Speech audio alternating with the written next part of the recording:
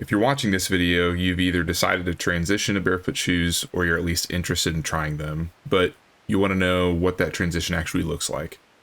People tend to massively overcomplicate this, so I'm going to give you a very simple guide to making the transition as fun and as easy as possible. First thing I would do if I was transitioning to barefoot shoes all over again is spend as much time moving without anything on my feet as possible. Any situation where you can safely be barefoot, you should be. And what this looked like for me was setting a step goal of around 10,000 steps per day and trying to get as many of those steps in barefoot as I could. Around the house, outside, on grass, or dirt, any chance I got. The goal here is to get as much exposure as possible. Being barefoot helps you pay attention to how your feet actually hit the ground and how your stride feels and what normal movement is supposed to be like. So when you put minimalist shoes on, your body already kind of knows what to do.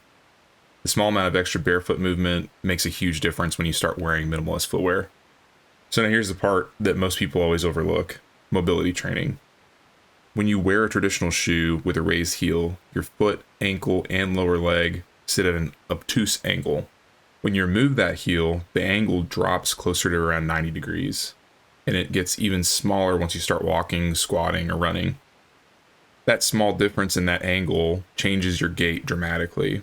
Your old shoes were probably masking poor mobility and bad movement patterns, so when you switch to barefoot shoes, those limitations show up fast. If you don't address them, that's where injuries happen. You don't need to do anything crazy like toe yoga, but a few exercises that helped me a lot were bent knee calf raises, tibialis raises, and the polycone step-ups. Even a couple of minutes per day is enough to support the transition. And this is where people tend to overcomplicate things. A lot of guides recommend alternating between traditional shoes and barefoot shoes and slowly working your way up. That advice did not work for me at all. My recommendation is much more simple. If you're going to transition, spend as much time as you safely can in your minimalist footwear. If your job or a specific event requires traditional shoes, obviously do what you need to do, but constantly flip-flopping between shoe types just confused my movement and made both feel worse. So that being said, if you're going to switch, just commit to it and don't be reckless. This is not the time to immediately go backpacking, and if you run, you'll need to dramatically reduce speed and mileage. That's why transitioning isn't a great idea if you're training for an event or recovering from an injury. And this brings me to my last and most important point. You can injure yourself switching to barefoot shoes. For me, moving to minimalist footwear has made my body feel way better day to day than it ever did before. But you need to understand the difference between pain and soreness. Switching to barefoot shoes should not be painful.